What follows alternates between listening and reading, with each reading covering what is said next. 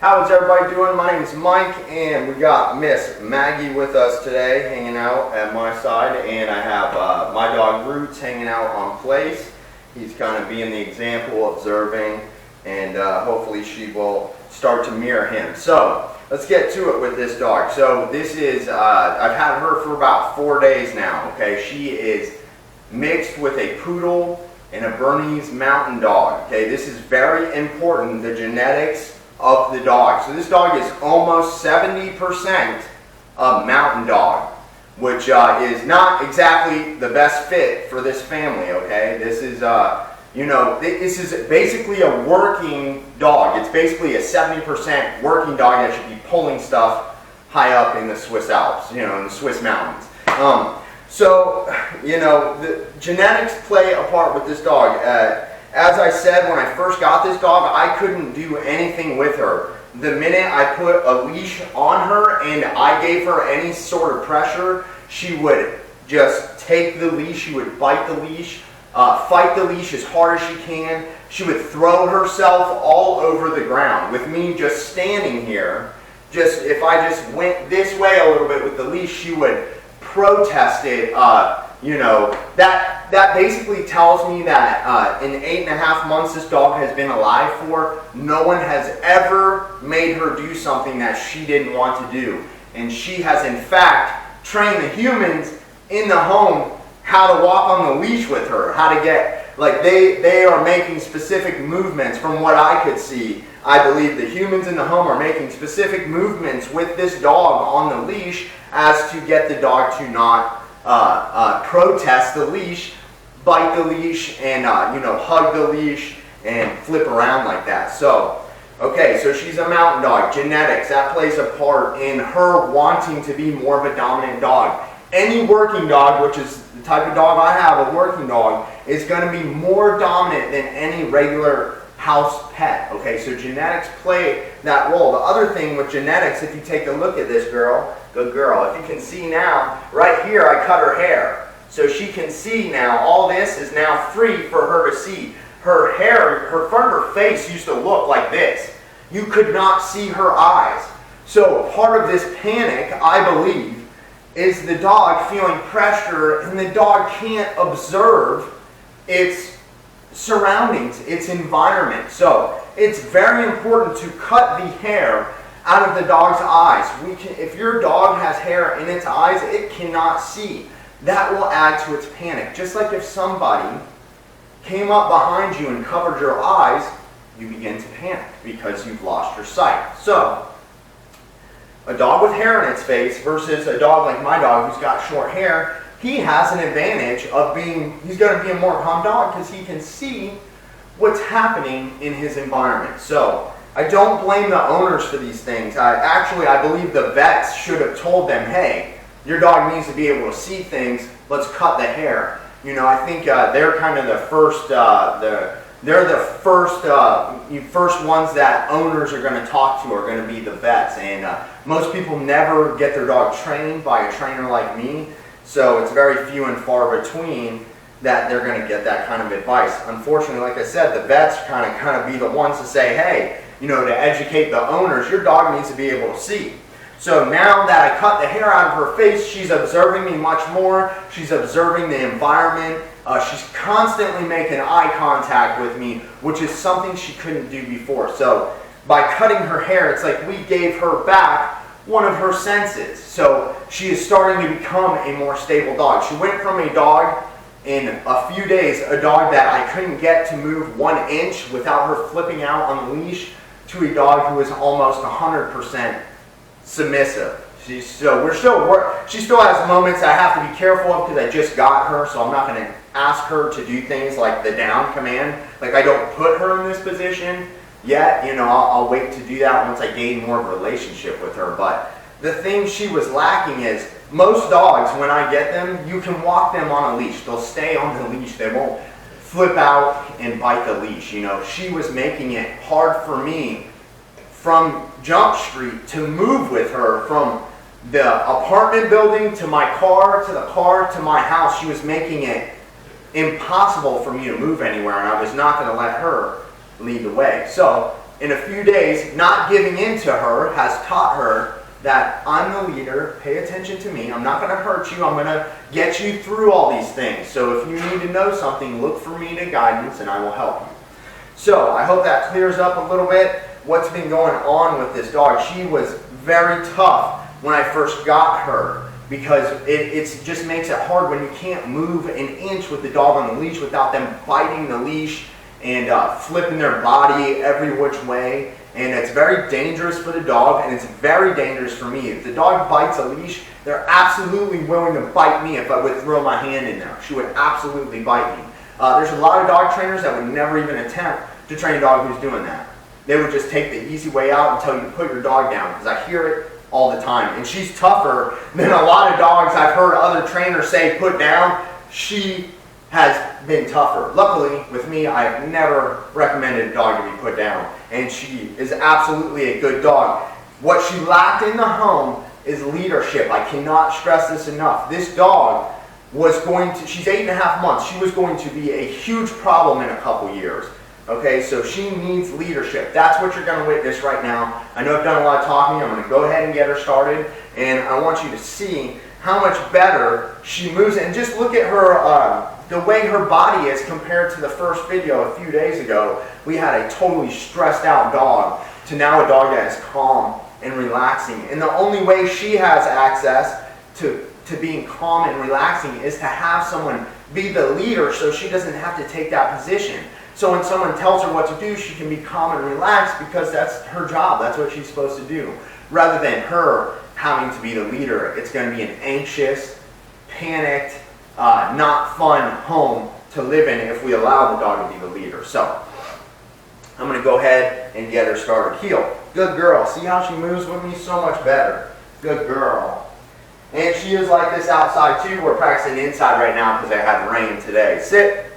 Good girl. Good job. See, I had to teach her how to work for the affection. And with her eyes, she has so much more to go off of with her vision. Without the vision, it's much harder to teach a dog. You know, teaching a blind dog is going to be much harder than a dog who has vision. Heel. Good girl. Sit. Good girl. See, I'm praising her every time she comes with me. Heel. Sit. Good girl. Good girl. Sit. Good girl. Good sit. Good girl. Heel. So when I lead her, I'm real gentle with her. Sit. But I also don't let her get away with anything. You know, if I tell her sit and she doesn't, I correct her and make sure she sits on time with me. Heel. Sit. So if she doesn't, I give a little correction there because she didn't sit fast enough. Heel. Sit. And so see, good girl. Through that correction I just gave her, she learned that I want her to sit faster, and she went ahead and did that for me. Good girl. Sit. Good girl. So I don't say stay. If I want her to sit, I repeat the command sit. We don't say stay. If we say stay, we really meant keep sitting. That's why we just use the word sit if we think she's going to move. Heel. So now I take her over to her place. Sit. We treat this like any threshold. So if she doesn't sit, no. Correction. Sit. So if she doesn't sit, I always follow it up with a correction. All right, here we go. Place. Good girl. So we treat place like any other threshold. Place, like the front door. So we bring the dog up to the threshold or the crate, the front door, or the place. We bring them up to it, we have them sit, then we invite them on. If we just let them go on in place, the dog will start rushing onto it, and every time it's going to be more of an excitement thing rather than a calm, relaxed thing. Place. So this place is meant to manage her. It's supposed to be like a crate without walls. This is something the family will use. Nope, nope, place. So you see how when she got one paw off, I told her no, corrected her, place, and remind her, nope. So you see that she's trying to get off again. It's all about my timing and when to correct her. This is a part of setting rules for the dog. This is what she didn't have in her home. No one asked her to do any of these things, ever, okay? And if they did ask her, they don't know how to properly back it up. And so the dog, and again, this is a working type dog, has learned how to be dominant over the family in every way possible. And they just did not see those signs. So now that she's here, it's a little bit of a shock for her to have somebody telling her what to do all the time versus do whatever you want. Heel. Sit. Good girl. Heel. Sit. And this is good for them. Heel. Good girl. Sit. She's doing a good job. She's listening. Good girl. She knows I'm happy with her, that she's doing what I want. The communication's clear. She knows what I want. Heel. She knows exactly what I want from her. Sit. Good girl. Now to the owner, this is going to be night and day difference because they got to witness what happens at their home when the dog doesn't want to come with you on the leash. Good girl. See, her eyes is just so much better. She can communicate right with me. Heel. Good girl. Sit. We want the dog to make eye contact like this. Good girl. Good sit. That's a good girl. Sit. Good girl. We want her to make that eye contact. Heel. If you notice too, like she has a very calm body language, you know. It's not, her tail's out, but she's calm. Her tail's way up. That would mean she's a little too confident. Sit. So she doesn't sit. Okay, she sat. She took a little long for that. That's okay. We'll give it to her. We'll give that one to her. Okay, place. Good girl. And if she doesn't go on place, I just use the leash to lead her on to place. We use it, hey, place. So I remind her because I saw her looking to get off, so I reminded her what I want from her. Dogs have to be constantly reminded on what they need to do. So she's doing a good job on place. Again, this is something the family will use, like, you know, if they're not in their crate, they're going to be on place. If they're not on place, they'll be by your side at heel. So that's the 3 places the dog will really be after training. Either in the crate, on place, next to him at heel, or doing this exercise, walking outside. Any of those type activities are good. The dog will never be just free roaming the house. That is where the dog starts to become dominant. We have to give them a job and tell them what to do all the time for them to feel secure in their spot. No, their spot in the pack. So you see that? I didn't even have to actually correct her. I just had to verbally let her know, hey, don't get off, you know. So if your timing's really good, you can actually save your dog those corrections if you're really good at letting the dog know before she broke the command. So where people go wrong is they allow the dog to get all the way off of place and then they say, no, oh, my dog broke place. No, what really happened is you missed your opportunity to correct the dog on time. If you correct the dog on time, they should never leave the position you want them in. So if your dog's leaving place and you're correcting them and you're late, that means you had missed your opportunity. The dog didn't do anything wrong. The dog only knows what you teach him. So we have to be very specific on time with them. We can't be late. If I allowed her to get off of place, it would be much harder for me to get her back onto place. It's much easier to correct her before she makes it all the way off. So we want to set ourselves up for success. Again, I'm going to stress this dog is not like, this dog was very difficult the first few days. The way she was approaching things, the way she was not letting me walk an inch with her on the leash. In my experience, what I see from the dog is that she has learned how to dominate in the home in all ways. She has learned to get what she wants, and she has never ever been made to do anything she didn't want to do, like what you just see, like me making her stay on place. She's never been communicated to in that way, and that's what's been missing in her life is leadership. You know, unfortunately, dogs are not toys. They are not toys. Specifically, this one is a working type dog, you know, so they need specific things from you to be living in your home in a calm, relaxed way. They need you to act a specific way, and that's what we're doing with this dog, and that's what we're going to teach the family.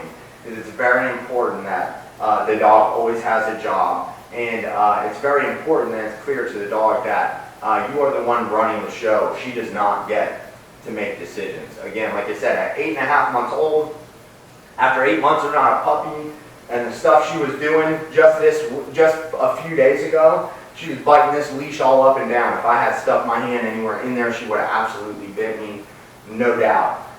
So at 8.5 months, doing that kind of behavior for nothing, for me just trying to walk in a different direction of her, is unacceptable. And a dog of this size, of this mass, has to be controlled 100%. in my opinion. So the family absolutely did the right thing by bringing her to me. And you know, with a dog like this, it's going to be consistency every day. You cannot be inconsistent about what you want from her. We cannot let her roam the house freely, but then expect her to stay on place at certain times. You know, she has to either be in the crate, on place, or next to me at heel, walking around the house, outside, doing activities like that.